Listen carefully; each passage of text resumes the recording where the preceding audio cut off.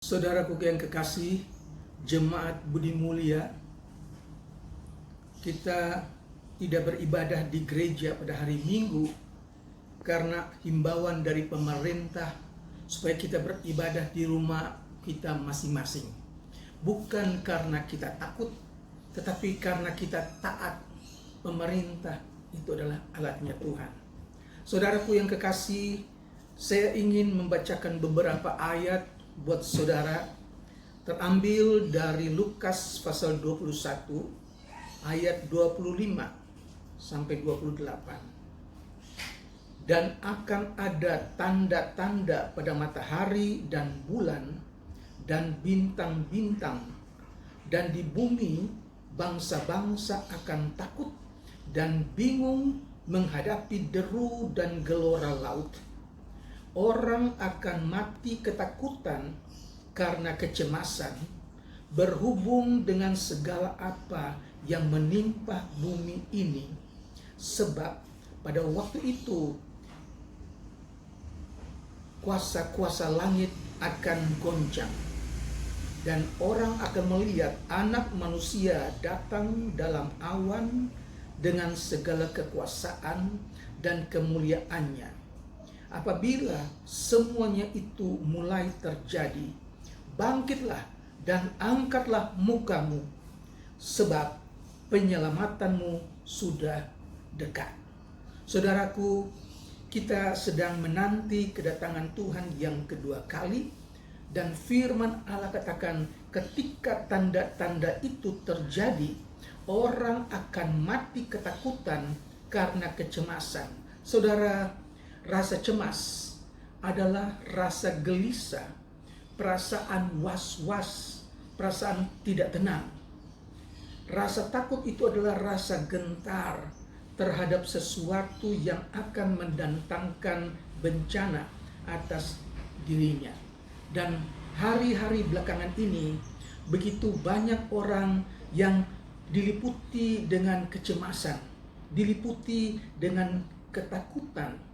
Dan ini belum berarti apa-apa jika dibandingkan dengan tanda-tanda yang kita baca tadi. Orang akan mati karena ketakutan. Saudara, sebagaimana ayat 26 katakan bahwa orang akan mati ketakutan karena kecemasan berhubung dengan segala apa yang menimpa bumi ini, sebab kuasa-kuasa langit akan goncang. Saudaraku, hari-hari ini yang kita hadapi bagaikan deru, bagaikan gelombang laut yang begitu hebat, berupa virus corona yang menjalar sampai ke seluruh muka bumi. Ratusan ribu orang yang sudah menderita sakit, bahkan ribuan orang mati karena virus ini. Di mana-mana orang mulai rasa cemas. Saudaraku, sebagai orang-orang yang percaya, firman Allah mengajar kita supaya tetap tenang. Kuasai diri supaya kita dapat berdoa. Begitu banyak usaha pemerintah, cara pemerintah menghimbau supaya virus corona ini tidak begitu laju. Salah satu caranya yaitu menjauhkan diri dari pertemuan-pertemuan, menjauhkan diri dari perkumpulan-perkumpulan, termasuk beribadah.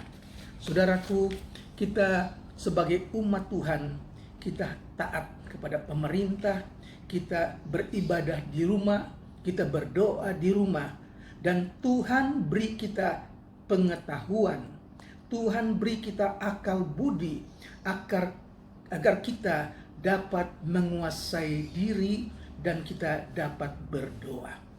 Jangan panik. Banyak hal yang akan terjadi. Kesusahan, bahkan air mata akan dialami di hari-hari mendatang.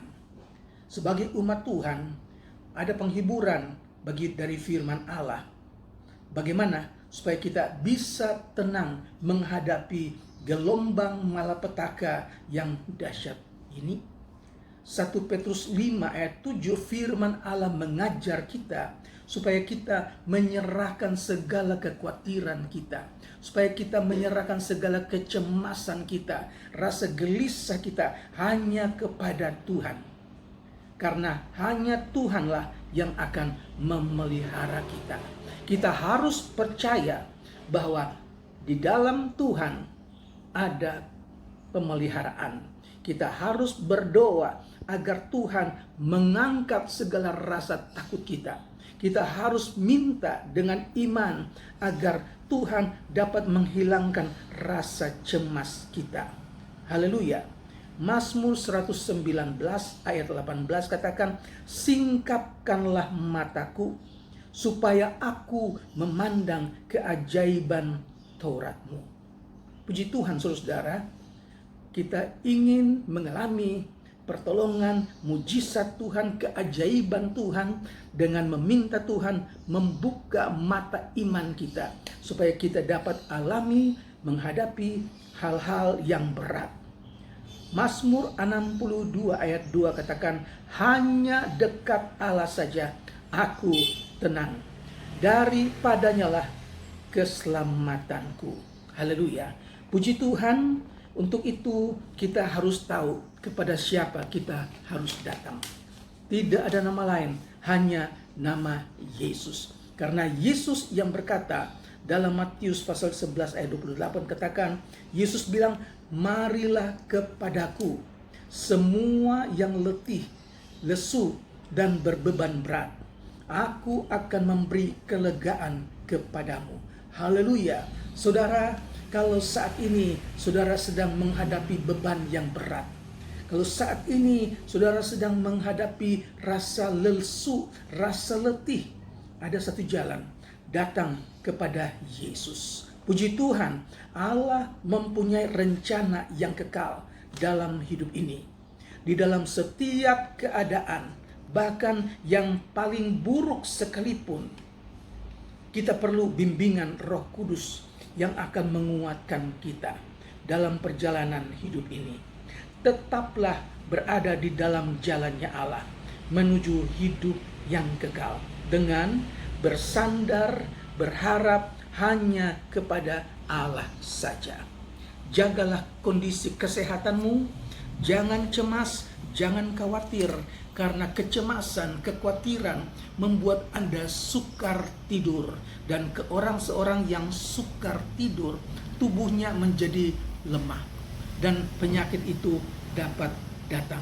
Tetapi peganglah janji firman Allah. Saudara tidak akan kecewa karena saudara percaya di dalam Allah ada jalan keluar. Tetaplah berdoa, tetaplah berjaga-jaga, tetaplah waspada. Tuhan beserta kita. Haleluya. Amin. Mari kita berdoa. Bapa yang ada di dalam surga, kami sudah mendengar firman-Mu bahwa tanda-tanda kedatangan Tuhan sudah semakin dekat. Ajar kami untuk tetap pegang firman Tuhan. Celingkan mata kami supaya kami dapat memandang keajaiban Taurat-Mu Tuhan. Kami berdoa buat jemaatku di Mulia yang saat ini dalam keadaan sakit, yang saat ini dalam keadaan lemah, dalam keadaan cemas atau khawatir. Tuhan, kami berdoa Engkau angkat rasa cemas, Engkau angkat rasa khawatir, bahkan bilur-bilur-Mu menyembuhkan jemaat yang sakit. Terpujilah nama-Mu Tuhan. Kuatkan kami, pegang tangan kami, tuntun kami di dalam jalan-Mu sampai langkah yang terakhir. Kami berjumpa dengan Engkau di awan-awan yang permai. Di dalam nama Tuhan Yesus Kristus. Haleluya. Amin.